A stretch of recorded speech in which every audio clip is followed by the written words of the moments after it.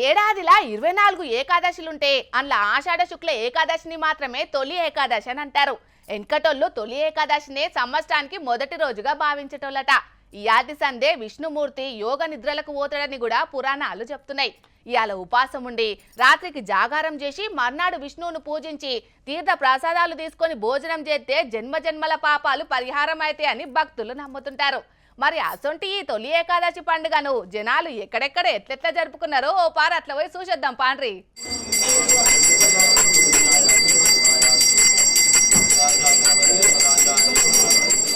తొలి ఏకాదశి అలా గుడులు నదులు కిటకిటలాడిన అలా ముఖ్యంగా ఎంకన్న స్వామి గుడ్లకు శితం పట్టిండ్రు భక్తులు. నిన్న అర్ధమరాత్రే ఆలయాలన్నిటినీ అందంగా అలంకరించిండ్రు. పొద్దుగాల సందే పెద్ద పెద్ద క్యూ లైన్లు కట్టి అభిషేకాలు స్పెషల్ పూజలు చేసిండ్రు భక్తులు. తొలి ఏకాదశి శనివారము ఒకటే రోజు వచ్చుట్లా తిరుమల కొండకు దండిగా గదిలొచ్చిండ్రు భక్తులు. రద్దీ వెరుగుట్లా ఎంకన్న దర్శనానికి 20 గంటలకు మీదనే పడుతున్నదట టైము.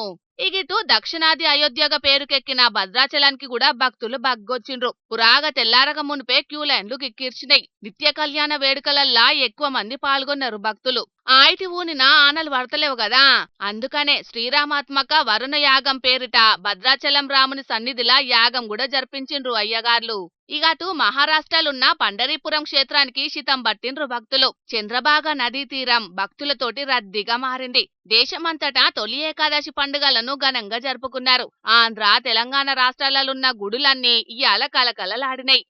మానవులకి ఒక పగలు రాత్రి ఏ విధంగా ఉంటాయో భగవంతుడికి దక్షిణాయనమంతా కూడా రాత్రి కాలంగా, ఉత్తరాయణమంతా కూడా పగటి కాలంగా వేదాలన్నీ కూడా నిర్ణయించబడ్డాయి. వేదాల నిర్ణయం ప్రకారం ఈ రోజున శయన ఏకాదశి, తొలి ఏకాదశి అనే పర్యాయ పదముగా మనందరం కూడా వింటూ ఉంటాం. ఈ రోజున భగవంతుడు శయనంలోకి వెళ్ళి ఉత్తరాయణ పుణ్యకాలం అనగా మకర సంక్రాంతి పర్వదినాన స్వామివారు నిద్రలో నుంచి మేల్కొని వారికి ప్రాతకాలాన్ని ఇవ్వడమే ఈ యొక్క దివ్యమైనటువంటి సందేశం. ఇలాంటి పవిత్రమైనటువంటి దక్షిణాయన పుణ్యకాలంలో అనేక మంది ఋష్యాదులు, అనేక మంది సమస్తమైనటువంటి పీఠాధిపతులందరూ కూడా నేటి నుండి చాతుర్మాస్య దీక్షని ప్రారంభిస్తూ ఉంటారు. శివాలయాలల్లా శివనామ స్మరణతోటి, విష్ణు ఆలయాలల్లా విష్ణునామ స్మరణతోటి మారుమోగినాయి. శివాలయాలల్లా శివలింగానికి అభిషేకం చేసి తరించిపోయిండ్రు భక్తులు. విష్ణు ఆలయాలల్లా తులసి పూజలు, రావి చెట్టు కింద దీపాలు పెట్టి ఆ అఖిలాండ కోటి బ్రహ్మాండ నాయకునికి ఘనంగా పబ్బతి పట్టిండ్రు.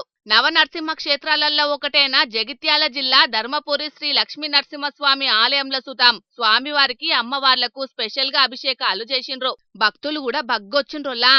పల్నాడు జిల్లా కోటప్పకొండ త్రికోటేశ్వర స్వామి దర్శనం కోసం బ్రహ్మముహూర్తంలోనే గుడిబాట పట్టి స్వామివారికి బిందె తీర్థంతోటి రుద్రాభిషేకాలు చేసిండ్రు భక్తులు. ఇగిటు హైదరాబాదు పట్నంలో సుతం వైష్ణవ ఆలయాలు హరినామ స్మరణతోటి మారుమోగినోల్లా.